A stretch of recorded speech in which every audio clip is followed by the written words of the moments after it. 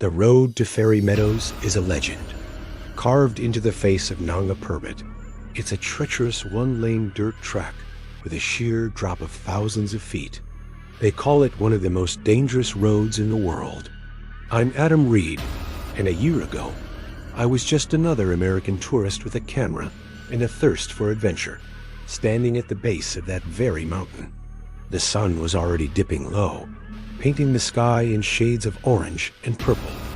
The last official jeep had already left.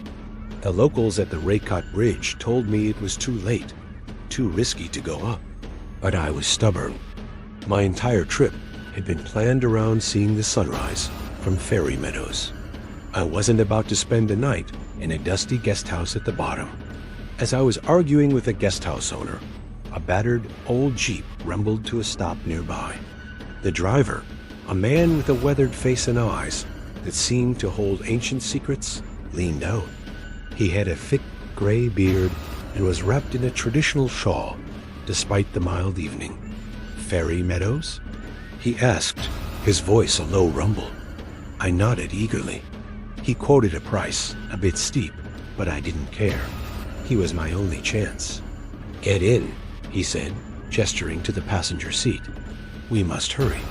The mountain doesn't like to be kept waiting." His name was Gulzer. He didn't say much as we started the ascent.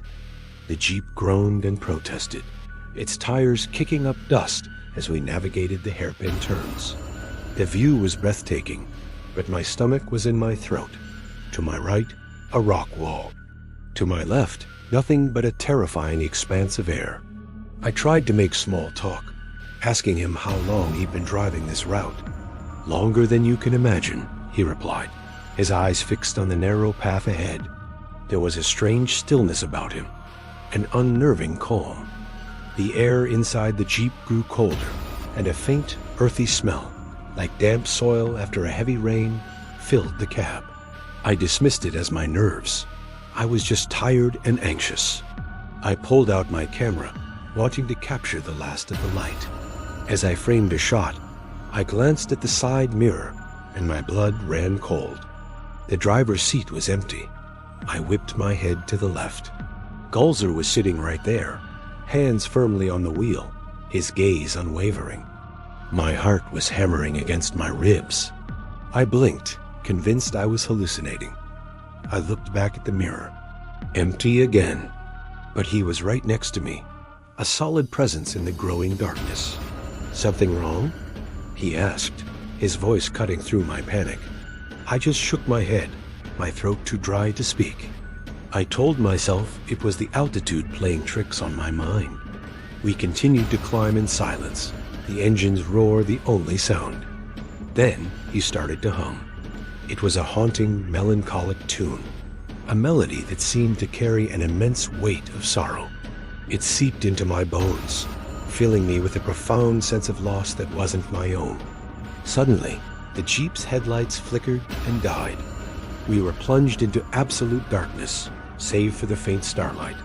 I gasped, racing for the inevitable. But the jeep kept moving, navigating the turns with the same impossible precision. "Don't worry," Gulzar's voice echoed in the cab, sounding distant. "I know this road better than the lines on my own hand. I could drive it with my eyes closed." His words offered no comfort. How could he see? I couldn't even see my own hand in front of my face. The earthy smell intensified, and the cold was now biting. He began to speak, his voice soft, almost a whisper. "They say this mountain has a spirit. It takes what it wants." He told me a story about a driver who had a family waiting for him in the village below. A wife, 2 young children. He drove this road every day, ferrying tourists up and down, earning just enough to provide for them. He was a good man, a careful driver. But one evening, a sudden rock slide. As he spoke, the details became disturbingly vivid. He described the sound of the rocks cracking, the final desperate prayer the driver uttered, the faces of his family flashing before his eyes as the jeep plunged into the abyss. He spoke of the driver's one regret, not making it home, leaving his family to wonder, to wait forever. The haunting melody he'd been humming was a lullaby his wife used to sing to their children. My body went rigid. A horrifying realization began to dawn. I fumbled for my phone, my fingers trembling as I turned on the flashlight and aimed it at him. The beam passed right through him. He was translucent, a shimmering outline of a man against the dark backdrop of the mountain. His face was a mask of sorrow, his eyes hollow voids staring into a past I couldn't see. I wasn't riding with a man. I was riding with a ghost. I screamed. The sound was swallowed by the vast emptiness around us. The apparition of Gulzer turned his head slowly, his spectral eyes meeting mine. There was no malice in them, only an infinite sadness. "The mountain took me," he whispered, his voice like the wind sighing through the pines. "But my spirit is bound to this road. I must keep driving. I must try to get home." He was reliving his final journey over and over again, and I was trapped in it with him. The headlights flickered back on, illuminating a sharp turn ahead. It was the exact spot he had described, a fresh-looking scar on the mountainside where rocks had clearly fallen. Gulzer accelerated. We were heading straight for the edge. "This is where it happened," he said, a tear tracing a ghostly path down his cheek. "This is where I always fall." I closed my eyes, accepting my fate. This was it. The Jeep lunged forward, and I felt that stomach-lurching sensation of falling. But there was no crash, no impact. I opened my eyes. We were parked. The engine was silent. Through the windshield, I saw the warm lights of the Fairy Meadows guest houses. We were safe.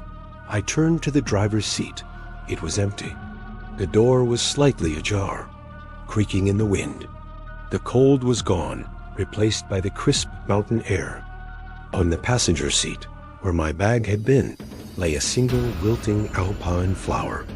I stumbled out of the Jeep, my legs shaking uncontrollably. I looked back at the ancient vehicle, half expecting it to vanish, but it remained, a solid rusty monument to my terrifying journey. The next morning, as the first rays of sunlight kissed the face of Nanga Parbat, I asked one of the local guides about the old Jeep parked at the edge of the clearing. His face grew somber. He told me the story of a driver named Gulzer who had vanished on that road 5 years ago. A rock slide. They never found the Jeep or his body. They said his ghost still drives the road at night, forever trying to complete his last journey home to a family that has long since moved away. He always picks up the last traveler of the day, hoping one of them can guide him off the mountain. I never told anyone the full story. Who would believe me? But every time I see a mountain road, I feel a chill. I remember the ghostly driver, his sorrowful eyes, and his haunting lullaby. I was the passenger in a ghost story, a story written on the most dangerous road in the world. Gulzer is still out there, driving that lonely stretch of road, forever caught between the mountain and the home he can never reach. Thanks for listening to my story. If you found it chilling, make sure to like and subscribe for more tailies from the edge of the map. Stay safe out there,